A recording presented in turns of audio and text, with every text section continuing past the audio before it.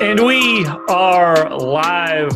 Welcome to the NBA Strategy Show. It is Monday, October 31st. Happy Halloween, everybody. I am Josh Engleman. I am joined by Adam Scherer. We are brought to you by Prize Picks. We got a nice one today. 7-game slate. Finally, a nice little balanced one. We don't see that as the week goes on. I think we've got 11 on Wednesday and 12 on Friday, but whatever. That's what we're going to be doing today. We can really dig in. These are my favorite size slates, so I hope you guys like them as well. Before we get started, please hit that like button, subscribe to the channel, hit the notification bell so you know when everything goes live. Follow us both on Twitter, by the way. That would help us out too. Adam, how was your weekend? Really, really frustrating. Came really close Saturday night to having a good NBA slate, which I badly need. Didn't quite get there. Shout out to Jared Vanderbilt for going negative in the fourth quarter when I needed 5 to 8 points for a good night. Football was football. Was really happy with my lineups. Think I made really good lineups. Didn't have the right combination of guys that scored 40 points at the same time, so didn't win there either. But yeah, I don't know. Football was fun. Was happy with football. Was happy with how I played basketball over the weekend. Was really unhappy with how it ran out, but I'm excited for today. I love 7-game slates. I'm a little disappointed that you just ruined my hope that this was going to be all week because I hadn't looked yet. But when I saw 7 on Monday, I was like, oh, good. Maybe we're getting back to balanced scheduling, but maybe not. 7, 4, 11, 2, 12. Did they just give up on that whole idea of like not doing this? I don't know. I that guess Adam Silver had a couple years ago. That was like a fantastic idea, and I loved. I don't know. I think it's all, I don't know. It's all a television thing. If I had to guess, it's annoying. I don't mind. I think that I've been playing smaller slates a bit better than I used to, and that's been going well. And not just based on like that one individual day. I had always had some trouble with smaller slates, and now I feel like my builds look a little bit better. Based on old data, it looks like I'm pulling my average lineup up a little bit. So I don't know. Maybe I want more small slates. Yeah, I don't like small slates that much, but I want this right here, 7 game. This is perfect. 7 is, I'm very happy with 7. 12, and like I don't really mind if there wasn't so much injury news. I wouldn't mind a 12-game slate. It's just that whatever you have in at 7 o'clock, you have no choice. You're going to make like 3 or 4 major changes throughout it. It's just going to be like there's too many options for people to get ruled out. Yeah, and I mean 12-game slates is just. I mean, yeah, I guess it's all relative because like. Obviously, there's going to be just random massive games that you need to have. But at the same time, like on shorter slates, you have to be closer to perfect because everybody's owned. So yeah, it's all relative, I guess, in that regard. Let's just get it started here. Yeah, I'm excited. Catch sucked, Melvin. And I didn't like it either. I had 20% across the board. DraftKings early slate, DraftKings main, FanDuel, Yahoo, everywhere. And that was under the field everywhere. So like he caught it. Like I saw the play and it put him over 100 yards too. And I'm like, oh, like I know he's not in any of my best lineups, but maybe that'll just like pull up my bottom line. No, just tanked everything. Yeah, I refreshed and immediately dropped like half of my buy-in. I went from I was winning at that point and expecting to end up like falling back to break even to breaking even and realizing I'm going to fall back to a loss. Yeah, it's never fun. The Sacramento Kings are 1.5 point favorites in Charlotte, 232 total. We got 3 games rather over the 230 total. We're going to start on the Sacramento side. Nothing to really talk about here. Everybody that's available is here. I'm starting it off right now. We got to talk about it on FanDuel because on DraftKings, it's reasonable. 10% ownership going to Keegan Murray at 6K. He's 32% owned at 5,500 today on FanDuel. I faded him a couple days ago when his ownership was like this, and it's going to happen again today. I don't understand what's happening to cause him to be so aggressively owned as, honestly, a guy that's going to play big minutes but is mediocre. I mean, I think he's just mispriced. 0.72 fantasy points per minute so far this season for Keegan Murray. Is he? Yeah, I mean, he doesn't have a rebounding rate. He doesn't have an assist rate. He doesn't have a usage rate. The rates, yeah, and to your point, the rates aren't good. And he's shooting well. He has a 68% true shooting percentage. He's still averaging 0.72 FanDuel points per minute, 19% usage, 7% rebounding percentage, 5% assist percentage. He should produce better, I would think. But, I mean, we're at now, 146 minutes of not really doing much when he's on the floor. He's not participating in any other way. Harrison Barnes is $700 cheaper with the same positional eligibility at half the ownership. That's insane. It's insane. If you're playing Keegan Murray at 32% owned today, you're wrong. I don't have any other way to say it. It doesn't match any of the rates. It doesn't match his props. If you even want to go that direction, he's not projecting all that well. I don't know what's happening, but he's massively owned today. He's 0.87 if you include preseason. Okay. I'm going to go ahead and throw that in the garbage. And it's just a difference in rebounding percentage. Yeah. Like, is this a great matchup? Absolutely. It's a fast-paced matchup. Charlotte's not very good on D. I got him at 0.76 for the game. I got him in for 35 minutes. Like, he's a good play. I don't want it to seem like he's not. But for him to be chalk, I don't know how, if you're playing him, you're wrong, could make it seem like he's not a good play.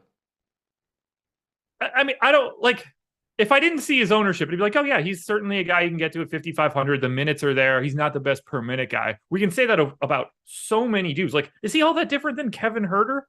No. And, like, Herter's at half that ownership on FanDuel. There's just too many dudes in the middle of the 5Ks to act like this 0.75 guy should just be in everything today. I don't get it. I just don't get it. Like 10% on DraftKings, that makes sense, I guess. Let's talk about the rest of the Kings before I just lose my mind. BP says Harrison Barnes has looked terrible so far. 0.72 fantasy points per minute for Keegan Murray this year, 0.66 for Harrison Barnes. They've looked the same.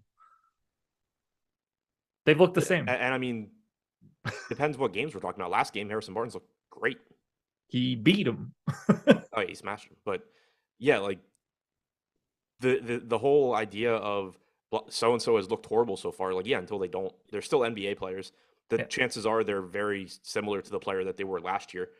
You know, once in a while you'll see a guy just kind of fall off the cliff over the summer. But, you know, most times where you just say like, oh, this guy aged a year and it went horribly because of the way he's looked in 4 games, you're going to be wrong. Like, chances are Harrison Barnes is going to be the same guy this year that he was last year, that he was the year before that.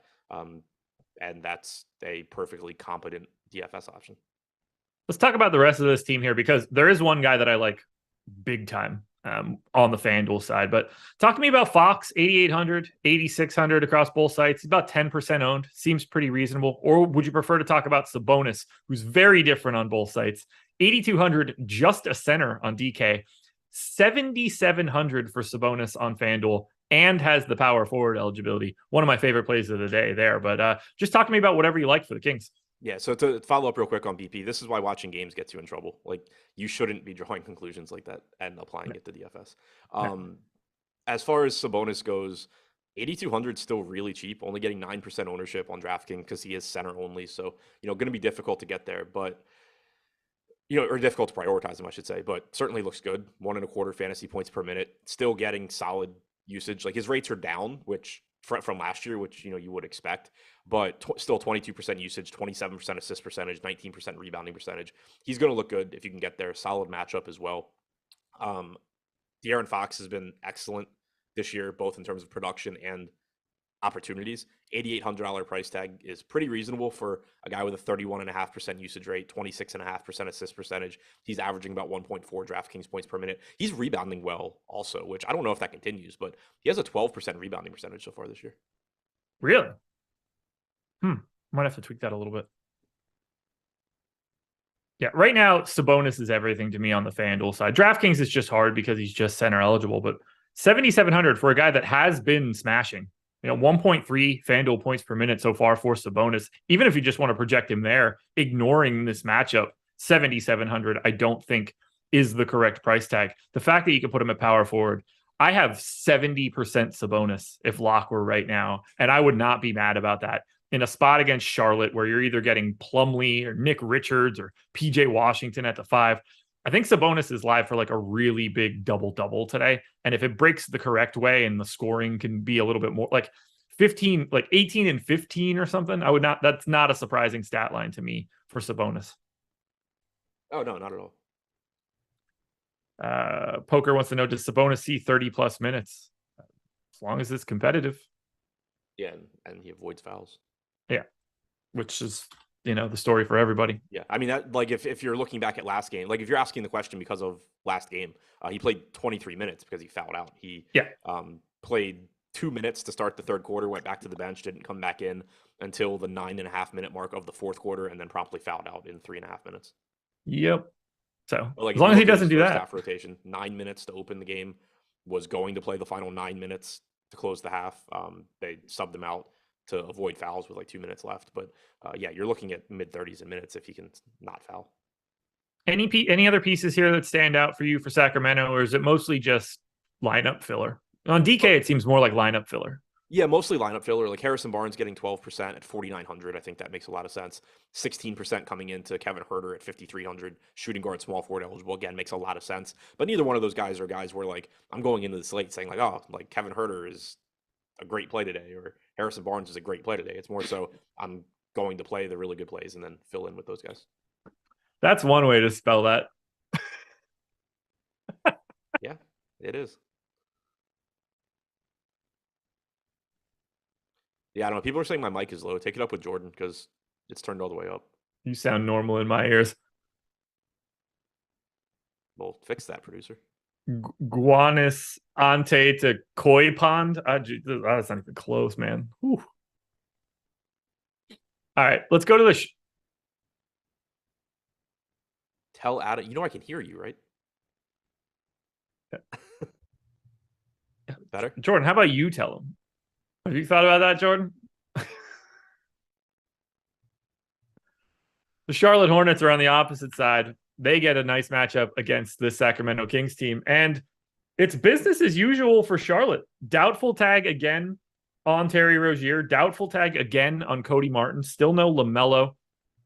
And the prices on these top three guys on DraftKings are great. $6K for DSJ, $6,200 for Gordon Hayward, $5,900 for Kelly Oubre. Every single one of these guys is basically the same. They're like 1.05 fantasy point per minute guys in a matchup against Sacramento. They're all pulling like 20% ownership, but I think they should. They're some of the best plays you're going to find today. Yep, I agree with you. You know, Rozier doubtful, and as long as he's out, you're going to continue seeing a lot of playing time for Dennis Smith Jr., who is still sitting at 6K flat. I don't really know why that price tag hasn't moved. Actually, it came down from last game. He's going to play low to mid 30s. He's a point per minute guy for his career. Obviously, there's upside for him to do more, and there's downside because he isn't actually that good. But, you know, on average, you're talking a 30 plus fantasy point projection for Dennis Smith Jr. at 6K. Gordon Hayward at 6,200. Has been disappointing relatively in these games, but the opportunities are still there. Very solid price tag on him. Kelly Oubre at 5,900 is going to look pretty good. I did want to check. I know PJ Washington had a big game against Golden State, and those are going to, you know, come here and there for him. But I did want to see what they did rotation wise. It still doesn't look like he did get some. Actually, no, he did. He's playing minimal amounts of time at the 5. Yeah, he closed the first half at the 5. Played all of overtime at the 5, closed the fourth quarter at the 5. He got a lot of minutes at the 5. I think he's probably good for like 6 a game at this point. Something in that neighborhood. Yeah, which is solid. Yeah, I mean, I don't think he's on the same page or same level as like Smith, Oubre, Hayward, but the ownership isn't as high either. You do still get a nice ceiling from him if he can avoid foul trouble. It was good to see him play 34 minutes or 35 minutes in regulation as well. It can be kind of difficult to map out his playing time because there's just so many moving parts, whether he's in foul trouble or Charlotte's getting blown out or whatever. So it can be difficult to like say, okay, what's their actual plan for PJ Washington in games where things go correctly, knowing that that's 32, 34 minutes is pretty appealing. He's at 0.87 DraftKings points per minute so far this year. Rebounding has still been pretty much non-existent overall, only a 7.5% rebounding percentage. That's similar to Hayward. It's behind Oubre. It's not that much better than Dennis Smith Jr. It's obviously behind all of the other bigs. So until that comes up, it's going to be difficult to trust PJ Washington, but still certainly can run into some big games. And if he does start getting more center minutes like we saw last game, that's going to be really good for him. How many minutes, excuse me, are you willing to project him? I gave him 30 because I just don't ever, that just feels like the smart number for PJ Washington, with the range of 26 to 34 being, he's got one of the bigger minutes ranges of anybody in the league, I would say. Yeah, it's really difficult to like nail down his minutes. You kind of just pick the middle ground, I think. He can play 34, he can play 26, none of it's surprising, so I'll give him 30. Right now I've got 25% of Smith, of Hayward, of Oubre. I think you're going to need like one of those guys just based on general math, if this game is competitive, is going to be a requirement. They're just going to score 40 fantasy points. Someone has to do it. And they don't have the other options elsewhere if the game is competitive. You could get two of them, but I love the top end here. I'm really interested in Oubre. Like looking at the rate so far without Rozier, Dennis Smith Jr. is at 1 fantasy point per minute, 19.3% usage, 30.8% assist percentage. Hayward's at 0.97 DraftKings points per minute, 27% usage, 21% assist percentage. Oubre, 0.95 DraftKings points per minute, 26.5% usage rate, 10.8% rebounding percentage, but only 46.8% true shooting from him. And he's still averaging the same production as Smith and Hayward, getting less ownership than them. I like getting the Kelly Oubre here. Sounds like Adam watched the contenders. Kelly Oubre, your number one contender for today's slate. Appreciate you tailing my picks. How do you want to handle the rest of this team? Jalen McDaniels can very easily fall into more minutes. Mason Plumlee is 15% owned on FanDuel at $5K. That seems a little heavy. Do you want to go to anything else from Charlotte? I mean, Plumlee's really cheap on DraftKings, so he's pulling some ownership. He's another one where I typically project him for 24 minutes. If he happens to play 28 in a game, that's not shocking, but I don't think you can really project that. But he's cheap enough where even 24 minutes, he's going to show up in some lineups. I don't love it at 15 to 20% owned. It feels like, ownership's pretty much there, but he's another guy you can kind of just fill out lineups with. McDaniels is averaging a fantasy point per minute this year. That is very interesting to see. And I like it because it's not on high usage or anything. He hasn't been super efficient. I mean, 60.5% true shooting is good, but it's not like he's just making every shot he takes, but you're just getting everything from him. 18.5% usage rate, 15% rebounding percentage, 12% assist percentage. Certainly not any level of a priority, but only getting 3% ownership at 4,600. He's the guy where if Washington gets in foul trouble, if Oubre gets in foul trouble, if Hayward gets in foul trouble, McDaniels is stepping into more minutes if any of that stuff happens. Even Plumlee to a degree, if they just go they can move Washington up a spot and he can like if slot Plumlee in. were to basically anybody. Trouble, you're getting more minutes for Richards, but then you're probably getting more for McDaniels, like probably a bit more for JT Thor, which doesn't matter at all. But he's just one of those guys. I like, if I'm going to bench plays, I like guys that can play multiple positions because if anything goes wrong on the team, he gets more minutes. Yep. And McDaniels is the perfect fit for something like that. Fun game. And he plays reasonable minutes on his own anyway. Yeah. Oh, yeah. He's going to be a part of it one way or the other. At the very least, he's playing like 22, but has the opportunity to fall into more. Yeah. It's a great game to start. Brandon Wagner. I almost said Brandon Wagner. I'm assuming it's Brandon Wagner. Said, what's the most Charlotte players in one lineup? I typically, on normal size slates, cap it at 3 or 4, but normally 3 unless it's like a team where, excluding teams where like there's just a shit ton of value, like really cheap value. I typically cap it at 3 or I'll cap it at 4, but make it so if I have 3, I'm running it back with somebody and creating like a game stack. I have no doubt I'll have a Smith, Oubre, Hayward lineup for sure. Yeah. So. Yeah, not something that be stopping. Once I have that, I don't need PJ Washington in that lineup. I would rather him be in a different one where like I don't have Hayward or Oubre. Agreed. All right. Schedule for the rest of the day. Pretty easy. Adam didn't want to review NFL lineups anymore, so we don't have a hard out on Mondays. We have let's be honest with what happened there. Eric came on the show and people stopped watching. I just don't have the time to go back and save it any longer either. So there's also that.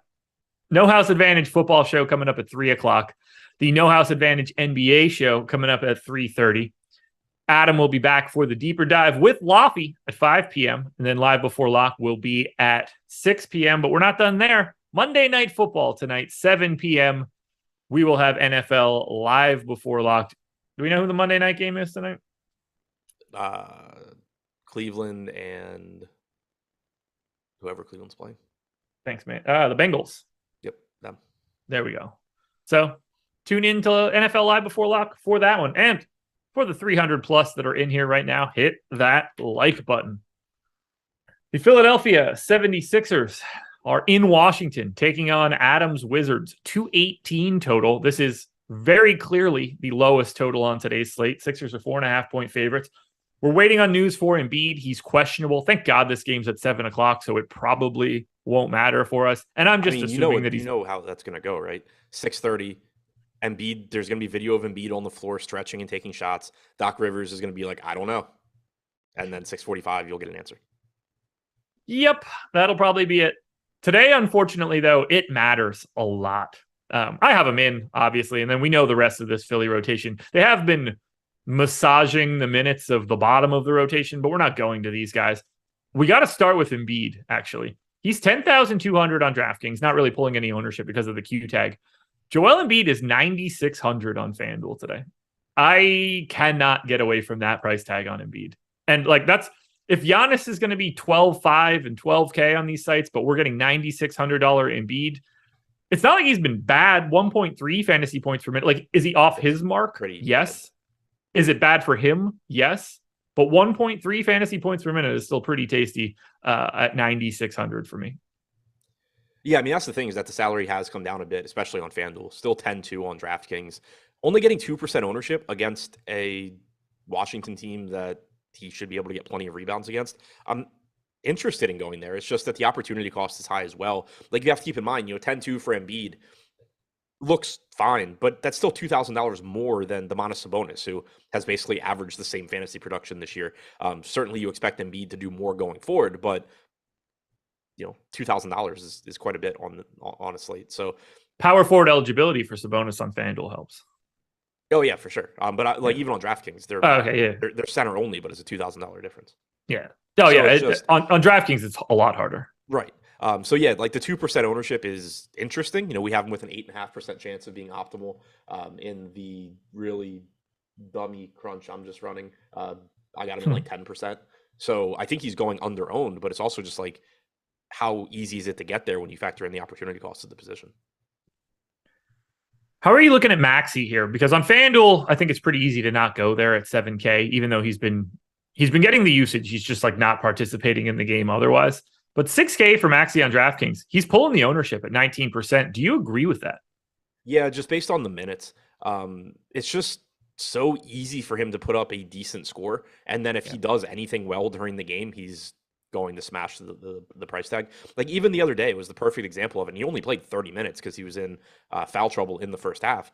But he had like 3.5 fantasy points at halftime and then just played like the entire second half, salvaged with 26 DraftKings points. It wasn't what you wanted from him. He wasn't going to help you win a tournament, but like the floor is just relatively high for somebody that's playing that many minutes. If he avoids foul trouble, you're just talking 37, 38, 39 minutes, like every game for Tyrese Maxey.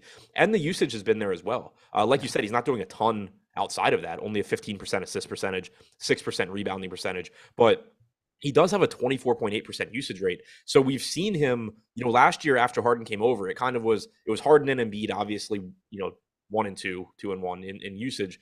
And then you had Harris and Maxey sort of just like splitting being the third option. Tyrese Maxey is very, very, very clearly the third option on this team now, ahead of Harris. And really his usage is in line with James Harden. So you're talking about, 0.9 to 1 fantasy points per minute for a guy that's playing huge minutes. It's just difficult not to want to get there at that price tag. 9,600 on DraftKings, 9,300 on FanDuel for Harden. Only 7% owned on the FanDuel side. I actually like Harden a little bit more than what the public ownership is showing today. Quite a bit more so on FanDuel, but still cool with it on DraftKings. I think he's getting slept on a bit here, which is weird to me. Yeah, I'm fine with it on DraftKings. I think he's going a little bit under owned, but nothing crazy. 6% chance of being optimal, 4% projected ownership. He's just, it's going to be difficult to prioritize him most slates because you have a couple of things working against him from a roster construction standpoint. One, just going across positions when you're $9,600, there's a lot of very similar looking guys. And then two, he's a guard. So there's always some semblance of either mid-range or value, cheap guard value that drives up the opportunity cost a little bit. So it's kind of like being a center. It's the same thing for Embiid. I'm obviously happy getting to Harden. I'm happy getting to Embiid, but they both look like relatively low priorities just given the fact that there's a lot of other guys priced around them that I also really want to get to. That's fair. Right now, if this broke correctly and Harden was 7% owned and Embiid was 9%, I have 15 and 28 of both, and I would be really excited about rolling into a FanDuel slate like that. Then we get to the rest of these guys. Tobias Harris is just not involved in this team offensively. He's got like a 16% usage rate. PJ Tucker is obviously himself. Nobody else really plays enough minutes, particularly on a 7-game slate. Like maybe it's Melton, but I don't think that it's Melton. I don't really like much else here for Philly. Although Harris is pulling 11% ownership on DraftKings. Not sure I care too much about that.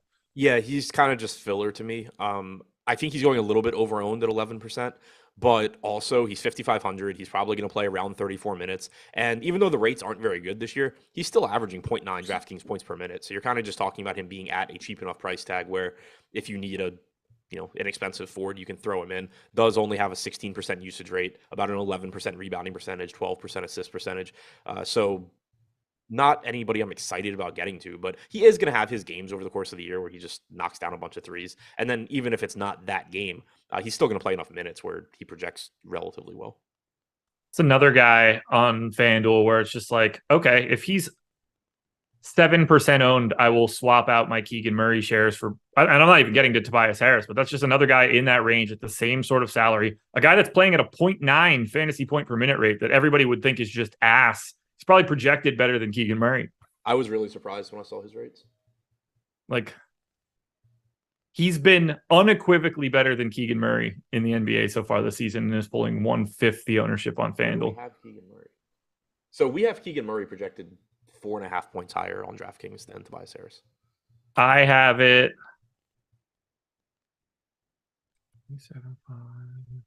I have Keegan Murray by a point. That seems more reasonable to me. Yeah. Like, there's obviously, going back to the Keegan Murray conversation, like there's obviously a decent chance that a month from now it's just like, oh, okay, Keegan Murray settled in and he's, a fantasy point per minute guy, whatever. But the way that he's being projected and the way that he's projected to be rostered, everybody's just assuming that's what he is right now and ignoring what he has been, and that there's not a 100% chance that he just turns into this guy right out of the gate. Like, yeah, I don't know. I'm with you, at least in the sense that I think he's being overprojected and overowned. Maybe not as low on him as you are, but yeah, I think he's a lot more comparable to guys in his price range than he's being projected to be. I just think it's a bummer. Like, I like him. They're souring me on him from a DFS perspective because of this, but like, I was interested to see him. Look, rookies aren't usually very good across the board, and particularly rookies for the Kings. It's not like he's on a bad team at least from like a talent standpoint. Like, no, this isn't he's going to go out there and just run the show and dominate usage. Like, he's playing with De'Aaron Fox and Domantas Sabonis. Yeah. Like, there's not a lot of shots to go around for him right out of the gate. So I don't know. It's just another, like, Tobias Harris just works as another pivot, and I'm not even getting to Harris. Now we can go to your Wizards, who obviously we know are without DeLon Wright at this point for an extended time. Corey Kispert, questionable. And I assume once Kispert is available, he's going directly into the rotation. I'd be surprised if he's not. The bottom half of this rotation, though, is really starting to get tricky. I don't really like all that much from Washington, and I assume that, like, you're going to be on the same page. The highest owned guy for the Wizards on DraftKings is 5% owned Monty Morris. We're seeing Morris and Porzingis get to around 15% on the FanDuel side. I don't really have much to say for Washington here. Yeah, I don't think there's really that much to say. Like, we've kind of just seen this team a bunch now. Nobody's really getting much ownership. Monte Morris can certainly play more minutes now with DeLon Wright out at 5,400. We saw 27 minutes last game yesterday. Lost probably 5 minutes to garbage time, assuming he was going to close that game. But you're still, you're not talking about a great fantasy option. He's at 0.9 DraftKings points per minute. He's somebody that I think if he's going to only be 5% owned is kind of interesting, but not any sort of a priority. Kristaps Porzingis at 7,500, we know gives you a nice ceiling. If he avoids foul trouble, you're looking at typically 32, 33 minutes there. But also center only on DraftKings, so opportunity cost is high, makes it tough to prioritize him. Kuzma probably correctly priced at 7K. Beal at 8,600, basically 25% usage, 28% assist percentage, 1.06 DraftKings points per minute this year. He looks fine, but there's going to be a lot of guards that look just as good, if not better. I don't really see priorities here either. No. Porzingis on FanDuel, because he's got the power forward eligibility at 7,100, is the only thing that I would actually want from Washington. But it's just not a good spot. And again, don't forget, I said this at the beginning of the game, 218 total is the lowest on the slate by 6 points. Like, this is not an offensive environment. No. This is an offensive environment. The Indiana Pacers are 8.5-point underdogs in Brooklyn, 237 total. This is going to be a track meet, which is kind of exciting. On the Indiana side, it's a little complicated right now. Miles Turner is available. Aaron Nesmith is questionable, as is TJ McConnell. That's going to have some pretty major trickle downs for this game because bench pieces will look solid potentially. I love different parts of this game, whether it's Halliburton, Hield, Turner, Smith, Mathurin. The first two guys that I mentioned there, Halliburton and Hield, are 10 to 15% on DK. But Turner and Smith are both 5,500 on DraftKings, 25% owned. That makes a ton of sense to me as well. Mathurin unowned at this current time, 6K, but to me still looks pretty good. I really like this Indiana team on DraftKings. Yeah, I really like Indiana. They came through in the spot the other day, tried to help me win a tournament, didn't quite get there. But again, a really good spot. There is some blowout risk just because in theory, Brooklyn's a much better team, but Brooklyn also just kind of blows. It's a 9-point spread, so it is what it is. But there's plenty of upside for these guys. Tyrese Halliburton just continues to be absolutely amazing. 1.4 DraftKings points per minute, 45% assist percentage, 26.5% usage rate. The usage rate particularly noteworthy because when he came over last year, you saw the assist numbers, skyrocket, but he was like a 21, 22% usage guy. Calling his own number more now as well. Looks just really, really, really good. The one thing that does sort of hold him back is that he plays for the Pacers. So even last game played 33 minutes, whereas a lot of guys in his price range in competitive games are playing 36 minutes. Sometimes he does. You just can't count on it the same way that you can for other guys in competitive games, but he still looks good. 10% ownership, certainly reasonable there. Jalen Smith at 5,500 was disappointing as chalk last game, but perfectly fine going back there. He shouldn't really be impacted much by Miles Turner. They've been playing him at the 4. It's just a foul trouble question for Jalen Smith. He played 34 minutes last game. If you rostered him, you basically just got really unlucky that he only scored 25 DraftKings points because this is over a fantasy point per minute guy for a prolonged period of time. He's going to look really good at that price tag, deserves the ownership that he's getting. Miles Turner, we know that he can play full minutes. He rested on Saturday, but we had seen in previous games that he can play a lot. Against the Wizards on, I guess it was Friday, you got 32 minutes from Turner. He's another guy that averages, over a fantasy point per minute and is 5,500. So as long as he can avoid foul trouble, he's going to look really good. I think he deserves that ownership. He's one of the reasons why, the opportunity cost on somebody like Embiid is very high when you just have a $5,500 Miles Turner at the same position. Mathurin is interesting here, especially if Naismith and McConnell are out. I'm not sure what they're going to do with the starting lineup. They started Chris Duarte with Naismith out last game, but then they started the second half with Mathurin. Mathurin played a ton in the first half as well, or played a good amount. Yeah, no, wrong game. Mathurin played a ton in the first half. He played the final 16 minutes of the first half and then started the second half, ended up playing 33 minutes in that game. There's always a path to him getting 30 plus minutes off the bench, especially if one or both of those guys are out. But if he starts, you can feel more confident in the minutes as well. He's been a very, very good scorer this year. 1.14 DraftKings points per minute, 29% usage rate, 61% true shooting. He's been excellent. Right now, not projected for much ownership. And at 6K, he is very risky. He's not the kind of guy that if he's pulling 15% ownership off the bench at 6K that I would want to get to. But if he's not going to be owned in this spot, just give me some Mathurin. Played a bunch of him the other day, came through really well. I would go right back to it here just from an upside standpoint, as long as he's low owned.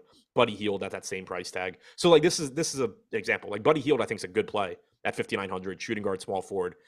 He's getting 15% ownership. Mathurin for 100 more is getting less than 1%. Yeah. I'll turn some of that Hield into Mathurin without doubt. Without question. I'm with you. Every one of these pieces look good to a degree. If Nesmith and McConnell end up out again, you'll feel so much better. But even if they're in, the Indiana side of this one looks good. And that's what happens when you face Brooklyn. Yeah, and just a reminder for anybody looking at box scores, Isaiah Jackson is the backup to Miles Turner, so don't get too excited about that one. Yeah. Switching sides, we go to Brooklyn. Lots to like here as well. Irving, O'Neal, Durant, Simmons, Claxton, all 10 to 15% owned on DraftKings. They're all basically 20% owned on FanDuel. Irving's 23, Durant's 23, Simmons 28. Who is your favorite play from Brooklyn, and why is it Ben Simmons? It's really close for me. They're all. I actually think it's Kyrie, but that's neither here nor there. It's still also Simmons. Yeah, it kind of depends on how you're framing the question, because yeah, I'd rather have Kyrie or Durant in my lineups, but I also realized that there's a lot more opportunity cost to those positions. And like Durant is only a small forward, Kyrie's only a point guard, whereas Simmons is both of those. So he fits in the lineups easier. He's 6,400, so there's not as many good options in that range. Yeah, it kind of just depends how you mean it. But I mean, like Simmons played 35, 36 minutes last game. He's still relatively inexpensive. Obviously, he has his issues, but he's still producing 0.85 to 0.9 fantasy points per minute, even with those issues. 13% usage, 31% assist percentage, 12% rebounding percentage. He's just still going to fit into lineups. He's getting 16% ownership. That might be a little bit high, but doesn't seem crazy. I'm getting to a ton on FanDuel at 6,300, the point guard power forward eligibility. I don't think that I have him projected all that crazy, but I do have him in for the 13% usage, 29% assist rate, 13% rebounding rate. Like I don't think he's all that special that in that way. I just love this. This game environment fits him really well, especially if things aren't going well for Indiana. Any misses, him getting out on runouts are going to be nice. But the guy that sorry. Go ahead. No, I you're just good. wanted to comment because it's sort of a good point. Nick said if Mathurin is starting, don't play him. He's been coming off the bench and getting all the usage with the bench unit. If he starts, he's with Hallie, Turner, Smith, Heald. Yeah. Typically, when bench guys go to the starting unit, their usage rate does go down. The trade-off is in minutes, though. So, in general, it becomes kind of a tricky thing because what happens is you go from the bench to the starting lineup, you lose usage, you get more minutes, but then you also get more ownership because people are confident in your minutes. So you're trying to like balance out all of that. Projection wise, it typically is going to kind of come out in the wash, except you can just feel a little bit more confident in the floor. Because if he's starting, it's just you can give him 30 plus minutes. Whereas off the bench, you're talking about a range from like 22 to or 24 to 32. So it's not I wouldn't say don't play him if he's starting. I would say pay attention to what the ownership does if he's starting because he's a comparable play either way. Do you prefer Kyrie or Durant? Similarly owned. They're the same on FanDuel as well from an ownership perspective. I'm leaning quite a bit more towards Irving, but I'm curious your thoughts. They're kind of just the same guy to me. Durant this year, 1.3 DraftKings points per minute. Irving, 1.25. There's typically going to be less opportunity cost at small forward, but yeah, they're just really, really similar to me. I'm getting to Irving neutrally. I'm light on Kevin Durant. I'm guessing that's a Giannis thing when I get there. Obviously, any lineup that I get with Kyrie or Kevin Durant against the Pacers, I'm going to be pretty happy about. What do you do with someone like Royce O'Neal, who's playing like 37 minutes a game? He's 4,800, but I actually think is mildly interesting, even at 0.7 fantasy points per minute. It's crazy. A guy at 0.7 isn't 44% owned today. So I laughed because I had just run like a dummy crunch to see if the slate started right now with our projections where I'd be at. And you asked about Irving and Durant, 7.3% of both. There you go. Yeah, O'Neal's sort of interesting as what he is. He's a 0.7 fantasy point per minute guy, has been basically forever. He's going to give you 36 minutes. He's 4,800. Yeah, nobody I'm going out of my way to get to, but he's lineup filler. How do you feel about $5,400 Nick Claxton? We've talked about a lot about centers, but in the mid tier here, I think Claxton looks pretty reasonable. 15% owned too. Like that seems right to me, or right-ish. Yeah, I'm not there. They've been cutting his minutes back, and I think that's going to continue as the shooters get healthy. You had Curry play last game. He's questionable today. You had Joe Harris back last game. They've been staggering Claxton and Simmons. Joe Harris was in the closing lineup over Claxton. You only got 22 minutes. It's a good matchup. It's a reasonable price tag. He's a good point per minute guy, but I am not very confident in Claxton's minutes with the way that they're running their rotations. Interesting. Okay. That was not something that I really dug into. Okay, so these guys played their most recent game 2 days ago. 1, 2. Okay, so it wasn't foul trouble or anything for Claxton. They just didn't go to him at the end. And this has been for a few games now. I mean, it can't be a few. It's a few. I mean, 3 of the last 5 games that he's played 28 plus, 33 and 38 or 34. So, there's only been 6 games and 3 of them are 30-minute games. So he played 28 in 1, but he got 2 minutes in overtime. Okay. Didn't close. I only have him at 27, so it's not as if like I'm projecting him for 32. And also that game where he played 28 including overtime, or 29 including overtime, Harris and Curry were both out. Yeah. And they were still kind of just pulling back on the minutes. He played 24 the game before that. Wasn't in the closing lineup again. Joe Harris was. What are you willing to project Nick Claxton for minutes? 24. Really? Ooh, okay. I don't. Okay. I'm going to go to 26. I can't go to 24 because I do think they want him out there. And I don't totally know which situations those are going to be. I don't know how he's in a closing lineup.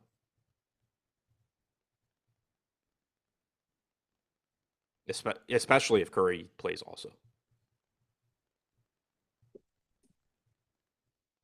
I don't know how often they're going to go small with dueling guards.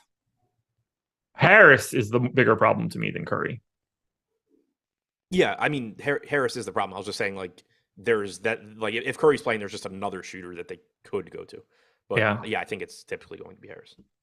I mean, I think we're going to learn if they can do it based on what these lineups with Ben Simmons look like at the 5. That's the only thing that I'm concerned with, because if I remember correctly, it hasn't been great so far. Actually, I take it back. I do know how Nick Claxton closes. It's Ben Simmons fouls out. Also true. I'm going to pull it up quick just because I think it's important to note what they've looked like so far with Ben at the 5. Because that's sort of a piece of information for figuring this piece out. So we're going to say Nick Claxton off the floor, Ben Simmons on. Oh yeah, that's so they have been with Nick Claxton off and Ben Simmons on. They've played 192 possessions so far. And like, I'm not reading into any of this data. Second percentile defense, 125 points per 100 possessions. They've gotten bludgeoned so far without Claxton out there. They've gotten bludgeoned either way. It is something I want to put a pin in though, to see if they really are. This is going to just become a 3 rotation Claxton. Anything else here? I think it's a 4 rotation Claxton. It's just he's playing with the second unit. What do you mean? He's starting the game. He's coming back in at the end of the first, playing the beginning of the second. I see what we're doing there. Yeah. I gotcha. Yeah, he's playing the stagger end of the first, beginning of the second. Do you guys ever look at matchups? I feel like Claxton always scores well against Turner. Never, for reasons that you put in the second sentence. Right. Yeah. Doing well unless Andre Drummond's playing Joel Embiid. Well, in that case, Andre Drummond isn't playing. Yeah, but that's the only one. That is the most ridiculous narrative that nobody ever talks about. Yeah. I feel like Embiid banged his mom or something, and it's such disrespect. I know. And then we're back to this. Like when that injury report came out on Saturday, like it pops up like Andre Drummond question. I'm like, that's weird. Like he played his normal minutes last game. It's almost like, oh, it'd be funny if he was playing Joel Embiid. Oh my God, he's playing Joel Embiid. Yeah, it's one of the weirdest subplots that like we've kind of ignored at this point. It makes very, very, very little sense. Just by the way, Nick Claxton against the Pacers in his career, whether or not Miles Turner was active, I have no idea. 25, 27, 28, 26, and 5. He's been himself in every single one of those matchups with nothing interesting to talk about at all. So that is why I don't look at anything like that. And also, like, just think about the players. Like, why would Claxton score well against like anybody in particular? It's not like he's creating or shooting or anything. It's just a matter of if he's getting a rebound and dunking it. All righty, let's talk a little bit about Prize Picks. I'm wearing the gear, presenting sponsor of this show. If you sign up at Prize Picks using the link in the description, you can get up to $100 on your first deposit. It's pretty simple. You just deposit anything you want. They'll match it up to that amount as long as it doesn't go over 100. So if you put in 75, then they will match with 75. You're picking player props, over-unders. You got to hit 5 of them on one card. You can net up to 10x your entry fee. You can do this cross sports, soccer, college football, tennis, highlight. We're going to look at NBA because obviously that makes a little bit more sense. I'm going to hit Adam with a couple real props here. Let's go to Keegan Murray. Over under 16.5 real points.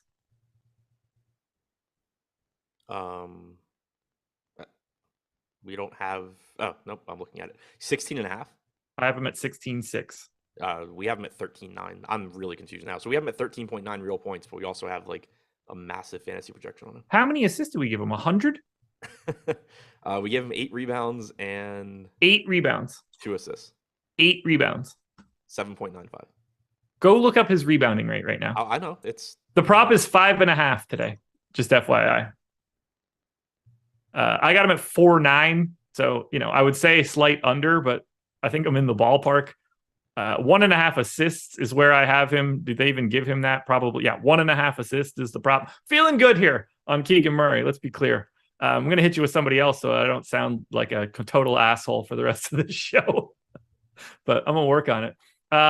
Ben Simmons. Over under 8.5 real points. We have him at 10.4. I personally think 8.5 is probably where it should be. I have him at 10. The only saving grace here is that, again, 237 total matchup against Indiana. Like, you can just fall into 5 made buckets. Yeah, I mean, he scored 9 last game. We're getting there. One final one. Who would be most interesting here? Jalen Smith, over under 14.5. We have him at 13.7. Yeah. I think I would lean the under just because you do have foul risk that could just totally wreck that. Absolutely. I had him at 13.8, so I kind of had the same thought process. Anyway, guys, go sign up at Prize Picks using the link in the description.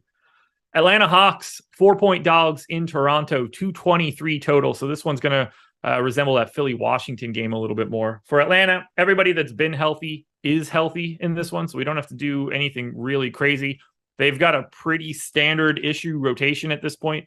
Very surprised to see John Collins' usage rate right now. That is non-existent. We can talk about that in a sec, but Trae Young's at 15% ownership on DraftKings. DeJounte Murray is at 15% ownership on FanDuel, where he's only 8,900. I don't really have a ton of interest in Atlanta. Give me one of the starters in a lineup, and I think I'm okay with it. I do think Trae Young's the best option, but this isn't that appealing of a spot. Yeah, I'm there with you. It's tough to prioritize much from this team because they're correctly priced for the most part, and they're just gonna, eat into each other a bit. Trae Young has still been very, very productive this year. 9,700 though, like you're competing with guys like Harden and Irving and Durant. It's just basically impossible to say like, oh, I like Trae Young that much more than those guys. He is averaging 1.45 DraftKings points per minute as opposed to like the 1.3 that they are. So I do think he looks a little bit better, but it's tough to say that he's going to beat them, all that frequently. DeJounte Murray playing huge minutes, averaging 1.2 DraftKings points per minute. Didn't play as much over the weekend, but I think that did have to do with a back-to-back. So I think it's likely you see him get back to playing, his upper 30s in minutes here. But still at that price tag, it's going to be difficult to get a lot of that. Clint Capella is down to 5K, which is a sort of interesting salary. He played 29 minutes last game. I think typically you're going to be seeing him like in that 26 to 27 range in most games with Okongwu backing him up, but certainly can still get a couple more minutes here and there. The other issue with him is that his usage is down this year to 12.5%, but he is still rebounding well, 18.5% rebounding percentage, 0.96 DraftKings points per minute. At 5K, I do think Capella is an interesting tournament play at only 7% ownership. If he plays 26 minutes, he can still get you, 30, 35 DraftKings points if things break correctly. And then if he does just happen to run into 28 to 30 minutes, you could be looking at a really good play there. I don't have much else to add for Atlanta. It's just not that kind of team today. Yeah, and John, like you said, John Collins just not shooting. Yeah, wild, right? Like it's 16, 17%, something like that. He has a lower usage rate than DeAndre Hunter. I don't think that's how they want to draw that up. Yeah, I mean, it probably goes up, I would think, but you would think he's playing a lot of minutes, so there's that. I don't know where else it's going other than just Trae Young. Yeah, I mean, Trae Young's at 35.5%. DeJounte's at 24. Nobody else is at anything of value. It's hard to at that point. You run out of possessions. Right. Yeah, like I think that it's likely that you see Young's usage come down a little bit, to like the 32, 33% range. I think it's likely that you see Hunter kind of flip-flop with John Collins. I think John Collins probably settles in around 19 to 20%. I'm curious what they do with rotations moving forward, because you should want John Collins to have like 20% usage for this team. I mean, he's one of the most efficient offensive players that are out there. If you're not getting additional shots out of John Collins, you shouldn't have John Collins any longer. Like Yeah. his whole goal is to be good offensively and have the ball and be like an ultra above average offensive player. If you're just going to squash that, like unload him for something that you think fits better, I guess. I wonder if they start playing him more with Murray as opposed to Young. They should.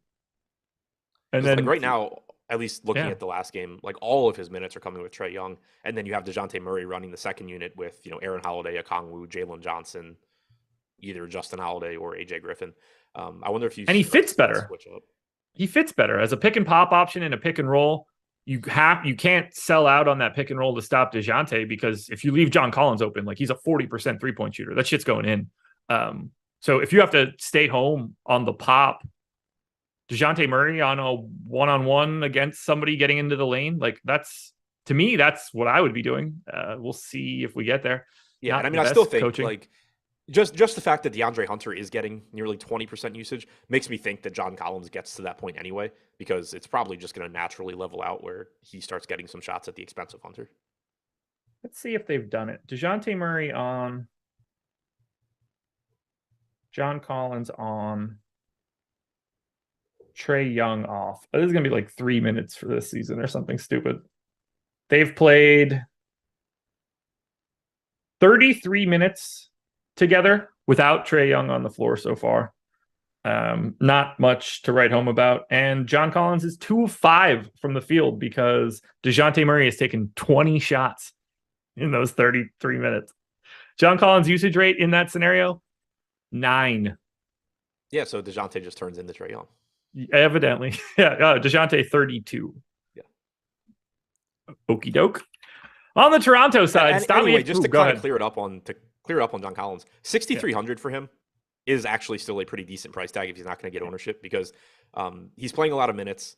He is going to run into some good offensive games. He's rebounding well, 14.7% rebounding percentage is the highest on the team other than Capella and Okongwu. So I still kind of am interested at that price tag, but I'd obviously be more interested if his usage rate were higher, but his price tag and ownership would also be higher in that case.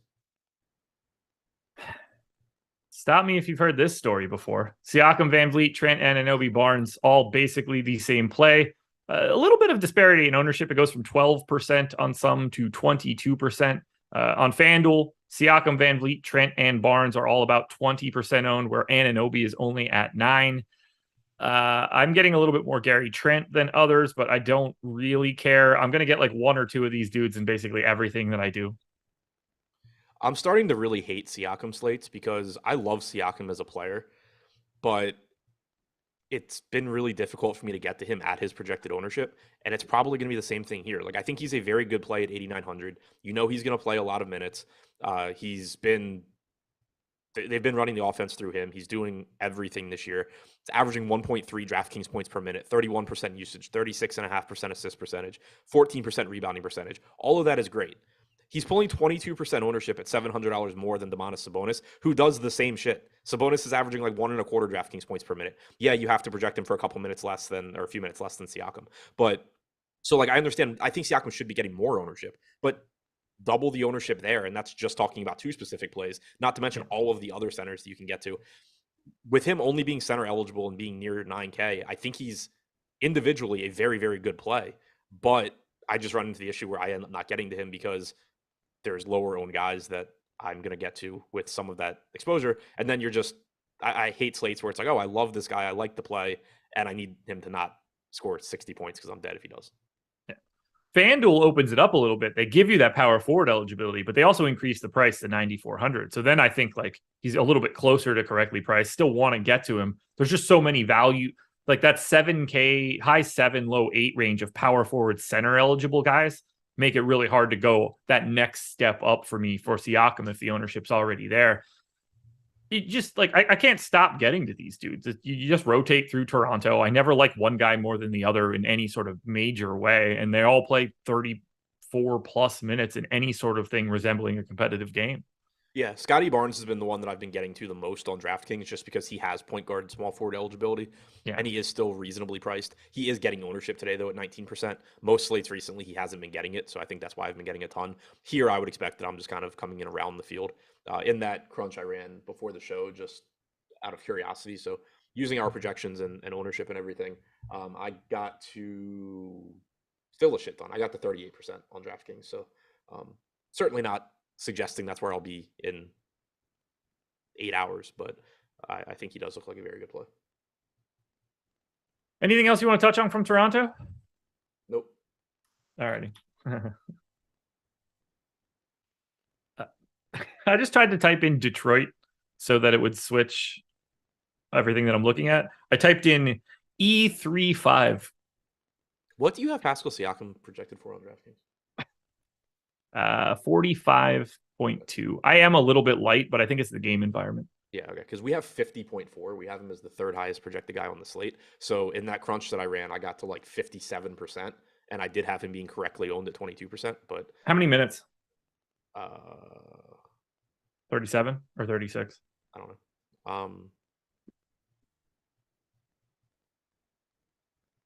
37. It doesn't matter. So the 1.36 would be the DraftKings rates there. I have him at 1.22. I feel a little bit more comfortable with where I have him. Traditionally a 1.19 guy. It's been at 1.3 FanDuel points per minute so far this season. So a slower matchup against Atlanta, not the highest total in the world. Like I think something in that like 1.2 to 1.3 range is about right. Yeah. Well, and the thing I run into with Siakam is he's not playing his traditional role, but neither is Fred VanVleet. And for Siakam to maintain a 31% usage rate, VanVleet needs to maintain a 16% usage rate. And I don't think that is going to happen. Yeah. Like this is one of those teams where I don't make Siakam's usage look anything like that. And I don't make VanVleet's look anything like that. Right. I just can't. I'm just going to probably average them out pretty much so that, that does naturally give a little bit more weight to this year, which I'm fine with, now that we're several games in. But I also I can't just say, I think going forward, Fred VanVleet is going to have a similar usage rate to Ben Simmons. I'm with you. Detroit Pistons are 12.5-point dogs in Milwaukee, 229 total. This game's going to be a pain in the ass. I could see it already. Cade's 8,100 and 8K. He's like 10% owned on both sites. Luckily, for once, I don't feel like I have to just jam him in because of this matchup. You missed his game yesterday, so I know. Sadiq Bey is at 5,300 on FanDuel. I find him a little bit interesting at sub 10% ownership. Just add him to the list of Keegan Murray pivots in my brain. And then Isaiah Stewart, 5,200 on DraftKings, 5,600 on FanDuel, power forward center, pulling about 15% ownership across both sites. And there's going to be it's looking like there's going to be no Jalen Duren in this one. He rolled his ankle late yesterday. Doesn't seem like the type of situation where he just comes back as a 7-footer and plays on a sprained ankle. Like they've got bigger fish to fry moving forward. So it's possible we see Nerlens Noel a bit as the backup center here. So I kind of like Stewart because I feel like his minutes are a little bit firmer. They don't have power forwards on this team anywhere. There's no like guy that's the 4 that can play the 5 that could hurt Stewart. Unless Stewart fully fouls out, I think he kind of has to play at the minimum 28 minutes. That said, I don't find Detroit all that interesting outside of Beef Stew. Yeah, I think he looks good at 5,200, coming off of a massive game yesterday. The type of upside he gives you. It's just a matter of does he get in foul trouble or not. But yeah, he looks good at 5,200.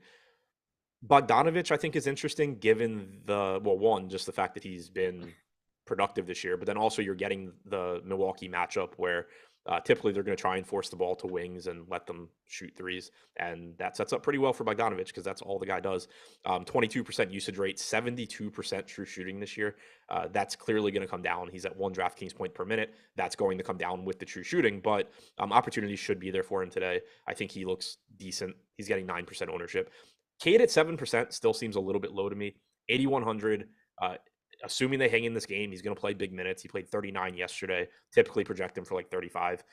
He's up to 1.2 DraftKings points per minute now. It hasn't taken long for that number to jump. True shooting percentage up to 52%, 31% usage, 31.5% assist percentage, 9.2% rebounding percentage. Missed the triple-double yesterday by an assist.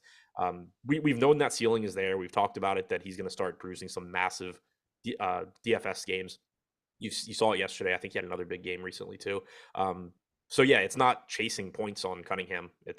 Cunningham is just doing what we've known he could do. His price tag still hasn't moved. If he's going to continue to be low owned, I think he's going to continue to look like a good tournament option.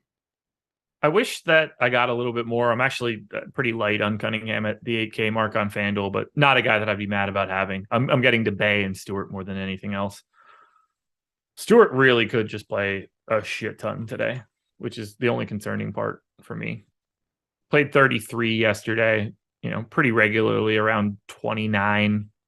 I think 32 is real. I still only gave him that 29, but yeah, so I would go 29 or 30 because I think you have to account for the fact that he's just going to be in foul trouble a relatively high percentage of the time. yeah, because I assume the man on the opposite side here is going to run through his chest on a possession by possession basis. Giannis Antetokounmpo, 12,500 on DraftKings, 12,000 on FanDuel. He is 8% owned on DK and 24 on FanDuel. I'm right around that on FanDuel. I didn't run anything for DraftKings. I feel like he's really hard to get to on DK today, at least right now. Yeah. So we've seen this over the last, I don't know, 3 or 4 slates. DraftKings has, for the most part, gotten really aggressive on their top end pricing at the very least. You've seen it kind of fluctuate based on slate, how aggressive they are on pricing other guys, but that has made it a completely different game than it was at the beginning of the year and how it was for a lot of last year. Typically, the reason that you play stars and scrubs so heavily in DFS is that the pricing is typically softest at the top and at the bottom. And so you're getting guys like Giannis being more underpriced than guys in the 9K range. That isn't the case right now. 12.5 for Giannis is like a correct price tag. And then you combine that with, at least right now, not having a lot of cheap value, and it does become really difficult to get there. We have 8% projected ownership on DraftKings. I got to like 6% in the crunch that I did before the show or during the show. And it's just a matter of there not being a lot of cheap value. And like if Giannis is 11K, you can fit him in the lineups easy enough where if he goes for 60, 65, you're going to need him. If he goes 60, 65 today, it probably doesn't do anything for you. Just like the last slate where he scored, we talked about it on the show. It was like if he scores 65, you probably don't need him. I think he scored 66. As far as I know, he was nowhere near an optimal lineup because Drew Holiday scored 65 and Halliburton scored 55. And there's so many 9K range, 9 to 10K range guys that can go for 55, 60. A couple of them are probably going to do it. And as soon as they do, unless Giannis drops like 80 or there is enough value to pair him with one of those guys, you don't need him. Yep. It's clearly any lineup you get with Giannis in it, like feel free to play it. He's great and it's fun to have him. But on a day like today where we don't have any of that bottom end value, 12.5 is tough. Revert, girls. So there's like a witch graphic on the screen. And yeah. I assume it's been there the whole show and I just didn't notice it. But I just like pulled the YouTube stream back up and looked like, what the fuck is on my desk? Shouts to Chris Karen on that one. Drew Holiday, 8,100 on FanDuel. He's got point guard, shooting guard, pulling 25% ownership. That seems totally reasonable. He should carve up this Detroit team. A little bit less interesting on DraftKings just because it's point guard only. Do you like anything else here? Because Portis is the chalk on DraftKings at 19% owned right now. I get it with Portis just from an upside standpoint. The issue is that his playing time is sort of all over the place. But, he does produce when he's out there. They have him. It's actually not all over the place. It is as flat as it gets. 23, 22, 26, 25, 24. I thought he had played more like 2 games ago. I thought he had closed. Or he did close over Lopez recently, but I guess he just hadn't played a lot before that. Yeah. So it's weird. Yeah, so he's basically living in that range off the bench where you don't really want him to be. I still think that there's upside for more potentially. But at his price tag, I still think he's a pretty good play. I just don't love it at 20% just because you're still talking about somebody playing like 24 minutes. Brook Lopez played 34 last game. They did play alongside each other a lot. Not sure you'll see that as much here against Detroit. Last game that was against the John Collins and then Capella / Okongwu front court. Now, like you said, you don't really have a 4 here. You have a bunch of 3s and Isaiah Stewart. So not sure that you get as many Lopez plus Portis minutes as you did against Atlanta. But still plenty of upside for him. Same goes for Brook Lopez. I'm still really interested in Drew Holiday. He's getting a bit more ownership today at 10%, but he was one I talked about on Saturday, and he really came through, had a lot of him, where he was averaging over a fantasy point per minute this year on like 39% true shooting. Going into Saturday's game, he had a lower true shooting percentage than Ben Simmons this season. He's now up to 46.9% after Saturday. That's still low. He's at 1.22 DraftKings points per minute on 46.9% true shooting. That gives you an idea of how high this guy's ceiling is. He has a 26% usage rate, 6.9% rebounding percentage, and a 34.8% assist percentage. In competitive games, he's going to give you 35, 36 minutes as well. I still think in tournaments, Drew Holiday at 8,400 looks good. The issue is that right now, he's got the same ownership as Tyrese Halliburton. They're slightly more popular than Cade Cunningham. I think all three of those guys look pretty similar.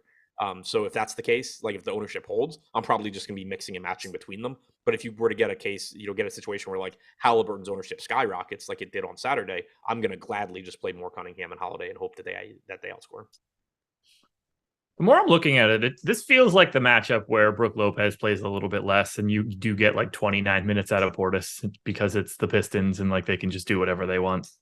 Try to save the legs of Brook Lopez a little bit. There's no like I don't have anything actionable for what's coming out of my mouth, but so that's kind of the thing though. I think that they could cut Lopez's minutes, but it doesn't necessarily affect Portis. Like if they just go 25, 26 minutes Lopez, they still are playing Portis like 22 to 24. And then you're just playing, more Jordan Nwora or Wesley Matthews or, George Hill. So an extra Ibaka rotation today is like the kind of day you do it when you're 12-point favorites. Well, I mean, they did that. Yes. Like he played 11 minutes last game anyway, but like last game, George Hill only played 17 minutes. We've seen games this year where George Hill plays 26. Javon Carter only played 26. You could very easily just get it where Lopez and Portis combined for 50 minutes instead of, or they did 50. No, that's more. So last game they combined for 60. Yeah. Today they combined for 58. Today they could just combine for 50 and you give, 8 more minutes to George Hill. Yeah. Weird game today for Milwaukee. Anything else you want to touch on? Allen, Carter, any of those guys?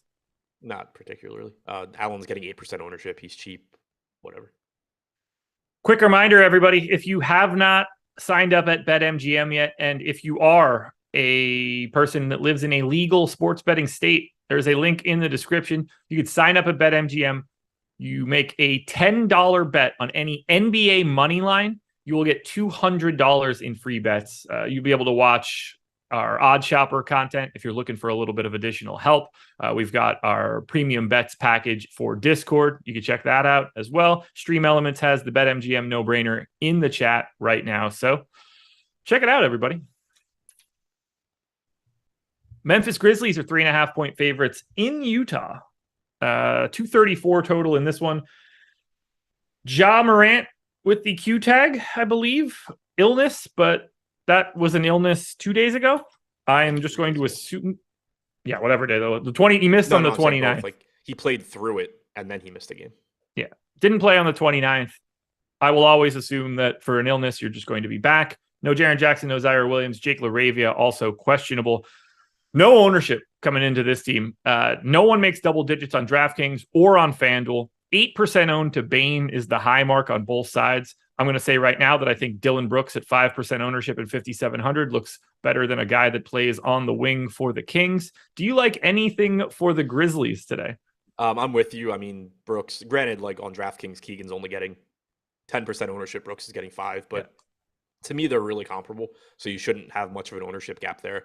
Dylan Brooks' minutes are back. If Morant is back, then obviously you can't expect as much out of Brooks offensively. But he's still going to try. And that's kind of all you're asking for when you have, mid 5K range guys. If Morant is out, you still, you can't rely on Brooks to have the same sort of game that he had on Saturday. But there is, less resistance to him just taking a bunch of shots and, hope that they fall enough. He doesn't have to make that many to pay off this price tag. So if Morant is in, Brooks looks fine. If Morant is out, Brooks looks great. If Morant is in, Tyus Jones is useless at 6K. If Morant is out, Jones looks very good. Desmond Bane, 7,900. I'm still happy to get there if Morant is in. Not any sort of a priority, but only getting 9% ownership. The guy is just insanely good at basketball. Usage rate is up this year. Assist percentage is up. I like the rotations they've been running with him where they stagger him with Morant when Morant plays. You get him out on the second unit with Tyus Jones. He has the ball in his hands a lot. He obviously plays really well off ball. So I do like Desmond Bane. Looks a hell of a lot better if Morant is out. I think that goes without saying. So yeah, this is just a team where I like them in tournaments if Morant is in. Morant himself, if you get there, fine. But it's going to be difficult to really prioritize when, he's more expensive than Harden and Irving and all of these other guys. But Brooks looks fine. Bane looks fine if Morant is in. If they're out, they both look great. Tyus Jones looks very good at 6K as well. Just need to hit on this one for Bilal in chat. Said, I think I might watch Utah all year, especially if they make a trade that improves their roster. I'll bet Adam's life that they don't make a trade that improves their roster this season. They traded away Rudy Gobert and Donovan Mitchell. They are not now trading to get better. Yeah, that would be that would be like peak indecisiveness, just being like 2 months ago, like, all right, we're gonna get rid of Mitchell and Gobert for some picks, and then it's like, oh shit, Lauri Markkanen and Jordan Clarkson are playing well now. Let's give up those picks. Yeah. Yeah, they'll improve a roster in like 2026, but it won't be this year's roster, that's for sure. Yeah, the only question this year is, do they end up keeping their roster, or do they trade away the guys that are playing well? Right. Yeah, they're not bringing people in, they're shipping people out. Jorge with the super chat. Can I get a birthday present that is today? Your best 2 picks for DraftKings. Can wait for the end of the show for the answer. Thanks for the advice. Happy Halloween. Jorge, you also share a birthday with my dog. So congrats to you. Happy birthday to Jorge and to Dingo today. Dingo, 13 years young. He's an old man. Can't see, worth shit. Can't hear, worth shit. But, you know, it's a nice old man. Favorite 2 picks for DraftKings today? Do you have them yet? No. Yeah, so I mean, I'll have a better idea at 5:00. Yeah. Don't send money again, just remind me. But for right now, I guess I would say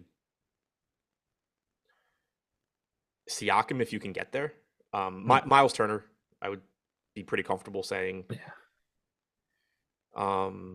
One of the Charlotte guys. Yeah, well, yeah. I do like Kelly Oubre quite a bit, but that is painful to say.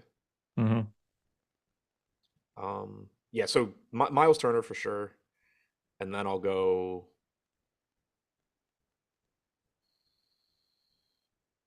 I guess Halliburton. There we go. Bingo. On the Utah side, again, 234 total. Very appealing matchup today. When it comes to Utah, we do have Mike Conley. He sat out for rest, should be back. Walker Kessler being questionable is pretty important for this team. They kind of went without a center for an extended stretch. No Rudy Gay, no Simon Fontecchio. So we're getting teens ownership to Markkanen and Clarkson. I think you did that too. Fuck. God damn. Markkanen and Clarkson both around 15% owned on DraftKings. Nobody's getting any ownership on FanDuel. Vanderbilt also at 12%. Your boy. I don't like a ton from Utah, but I will happily have Clarkson, Markkanen, Conley, Olynyk in some lineups. They just don't. I think their prices have stabilized at this point. I thought I'd see more with a 234 total, but they're just sort of like okay. Yeah, like the prices have definitely come up. I do still like the opportunities you're getting from these guys. I mean, Lauri Markkanen's been great this year. $7,100 price tag, 17% ownership seems like it's pretty much correct to me. 1.14 DraftKings points per minute, 26% usage rate, but also a 14.5% rebounding percentage and a 13.5% assist percentage. He was somebody that I got wrong constantly with Chicago because he was a lot more scoring dependent, and it was just a matter of, well, he was a lower usage guy and more scoring dependent. So it was, is Lauri Markkanen shot going to fall? If so, he's a great play. If not, he's horrible. Here, you're getting those rebounds, you're getting those assists, and then the points are just, additional. So he's not as reliant on scoring, which is going to make him more consistent, and he leads the team in minutes. So he still looks good to me at that price. Yeah. Vanderbilt at 5,300. He's a good rebounder. The issues you run into, and it came up for me on Saturday, his playing time is partly dependent on him avoiding foul trouble, but it's also partly dependent on how the game is going. If they're winning down the stretch, you're going to get more minutes from Jared Vanderbilt. If they're losing, you're going to get less because he doesn't offer a lot offensively, and you're going to see them go to the lineup that they went to for the bulk of the fourth quarter, where you have Beasley, Markkanen, Olynyk all out there as shooters, and Vanderbilt sitting on the bench. So the minutes are really volatile, but he is only getting 12% ownership. He is a good rebounder. If he can, avoid foul trouble, and if they happen to be winning, you can get, mid to upper 20s in minutes. He's at 1.09 DraftKings points per minute this year. So he still looks solid, I think. Conley at 5%, 6K is a reasonable tournament pivot away from somebody like Dennis Smith Jr., for example. Olynyk at 5,800, Clarkson, they both look fine as well. I think Olynyk's probably going a little bit under owned, only getting 7%. He's the guy I like the most from the Utah side on the DraftKings end. All the DraftKings pricing is just slightly better than the FanDuel side. So yeah, Olynyk hasn't been as productive this year as I expected, but he's still at Yeah. 1 fantasy point per minute. He also has a 70.6% true shooting percentage. So like that's kind of what concerns me is he's shooting the lights out and he's averaging 1 fantasy point per minute.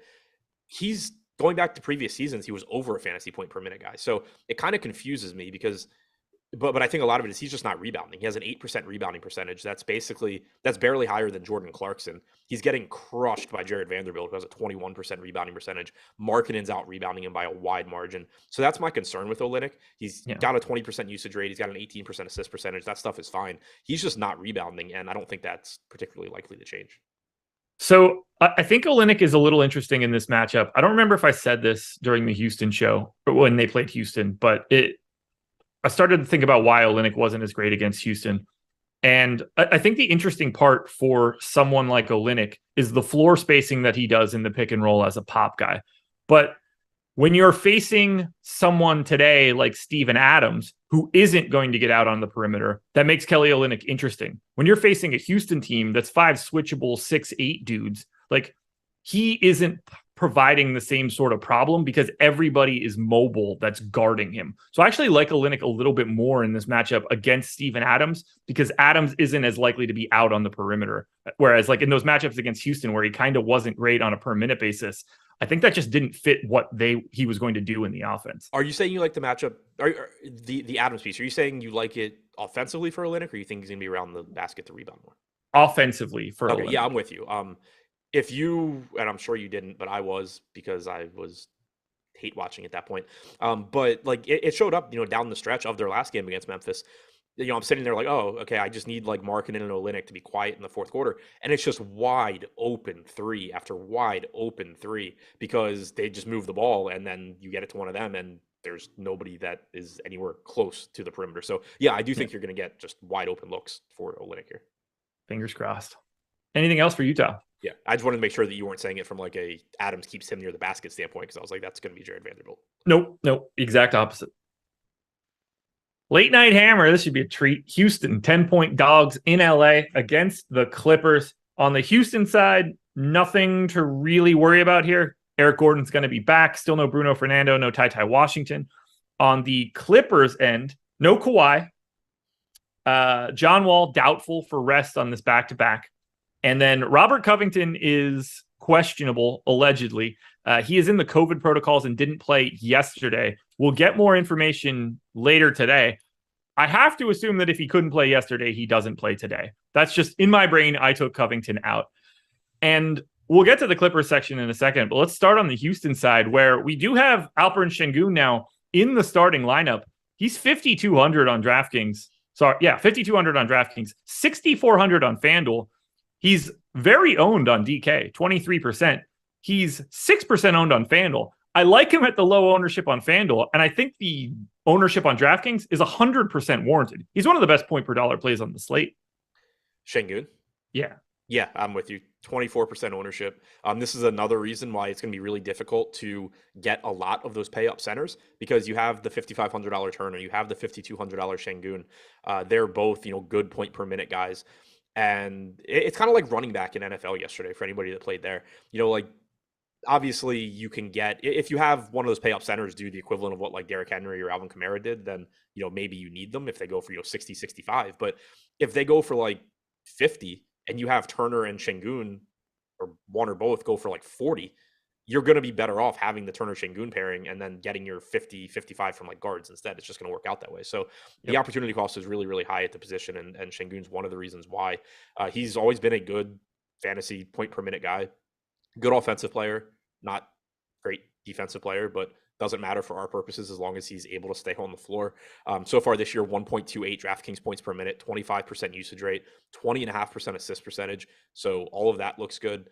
Last night, you got 29 minutes from him. I expect 28 to 30 whenever he starts pretty much. So he looks fantastic. Yeah, I love him. I love him at 6% ownership at the increased price tag on FanDuel. Like that's just another spot where I feel like I can get a decent pivot. He needs a couple extra fantasy points in that regard, but I'm willing to take my chances. Happy to get any Jalen Green or KPJ. They both look fine. Jabari Smith is a 0.83 fantasy point per minute guy at 5,800 on FanDuel. That's only pulling 4% ownership. If you want to just take a different rookie with the exact same specs that isn't 35% owned, you can do that. How do you feel about the rest of Houston? I feel like I need to play 100% Keegan Murray with how many times you've mentioned getting away from that guy. It's just so simple to find one guy on every single team that looks exactly like him. Yeah, no, I'm with you, but I also know how this works. Oh, yeah, for sure. Well, it worked out really well for me Thursday night or whatever night that was.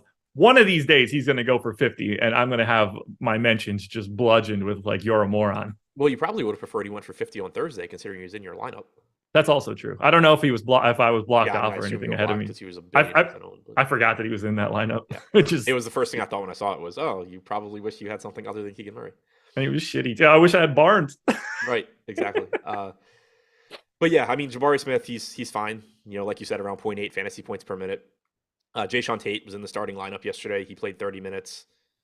He's inexpensive at 4,200, but you also didn't have no Gordon. Yeah, so you didn't have Eric Gordon. So I assume that he's going back to the bench today. Yeah, I don't like a ton from Houston outside of Şengün, who I absolutely love. If you get to some Kevin Porter Jr., that's fine. Do keep an eye on their injury report. He was sort of banged up yesterday. He came back. He played. I expect him to be fine, but there's a non-zero chance that you get a Kevin Porter Jr. sitting out the second half of the back-to-back day. All righty. Yeah, if anybody would have asked me, like, oh, how'd you end up with Keegan after not liking him? I crunched a lot of lineups, and that lineup had Keegan Murray. That was such a good answer.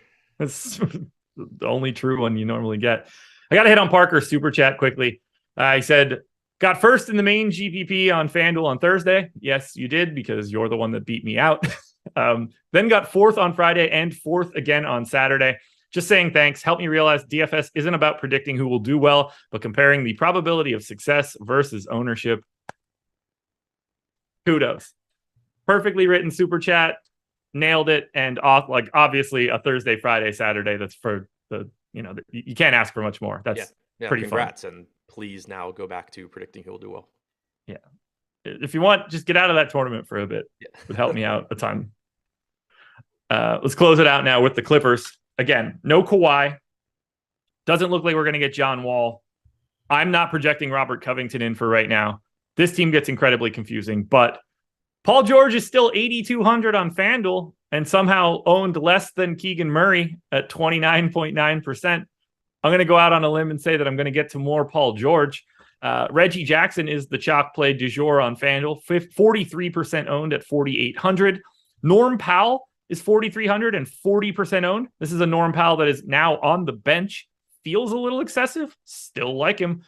It's really difficult to not want to get a lot of the Clippers today because of a matchup against the Rockets and the fact that they are basically running a 9-man rotation. Yeah, and pretty favorable pricing here. Reggie Jackson, 5,300. Powell, 5,400. Not getting much ownership, but certainly still has a path to success. Marcus Morris should be back. 4,900 looks pretty good for him. Zubac, 6,700. Relatively expensive, but certainly a high upside center pivot. And then Paul George, who is dead to me, but 9,300 looks good. Good spot. No Kawhi. I'll go back there and hope it goes better than last time. I was going to follow up. You already did. Do not pay the tax immediately. Put it in a savings account and let it work for you until April 14th or whatever. Do not pay it immediately. But good answer. Why pay the tax now when I could pay less after my inevitable 2-month downswing? Yeah, well, that's like what I say to make myself feel better is that I can invest it and that's going to outweigh the penalty. What actually is the case is I know I'm going to have a downswing and not owe as much. And I would rather have that money during the downswing than be waiting to get it refunded to me. Yeah, 8-game hit it. Just set aside 30% of any withdrawal you get and put it in a savings account. Yeah. Make sure you don't just go, do something like blow it at a strip club, but make sure you have it to pay. But yeah, like for me personally, I just eat the tax, eat the penalty, and make sure I have the liquidity. How much Paul George would you want at 8,200 on FanDuel, shooting guard, small forward eligible? A lot. Yeah, he's 30% owned here. I have 70. I don't know how to get away from that again.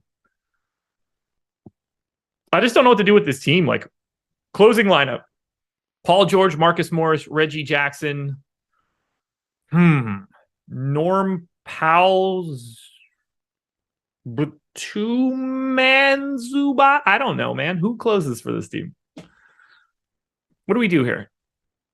Like, if they're running a 9-man rotation, which is what it seems like the Clippers have been doing, somebody here is playing 30-something minutes if this is competitive. I'd like to think that it's George. I gave Morris 30. I gave Reggie Jackson 30. I think it's live to see Zubac play 30. I don't know how many Powell gets to if he's coming off the bench, but like, what else is there? Because I want to have a lot of the Clippers. You don't get many more matchups better than the Rockets. Yeah, I mean, I don't know. I think the whole team just looks pretty good. Like Reggie Jackson's going to get usage, but he's going to miss a lot of those shots. It's basically, point guard Dylan Brooks minus the defense. Yeah. So the upside is certainly there. What's Powell's price on FanDuel? 43. Yeah, I'll gladly go back there. Yeah. He's 40% owned already, which I think is a little excessive given the change in role. But I mean, I still haven't projected really well, and I still think like he's live to close. But I am a little bit lighter than the 40% ownership. But I am jamming Jackson. I'm obviously jamming George. I think Marcus Morris is playing 30 minutes at 5K or 4,900. I just like the Clippers. Agreed. Team Clippers. Anything else you want to touch on before we get out of here? Nope. All righty, folks. That'll do it. Adam will be back with injury report videos and tournament played videos and the deeper dive later today. I, however, am done. So don't expect a single word from me other than following me on Twitter and getting my updates to my contenders videos. Good luck, everybody. Enjoy the rest of today and have fun. Happy Halloween. Be safe. No fentanyl candy, anybody.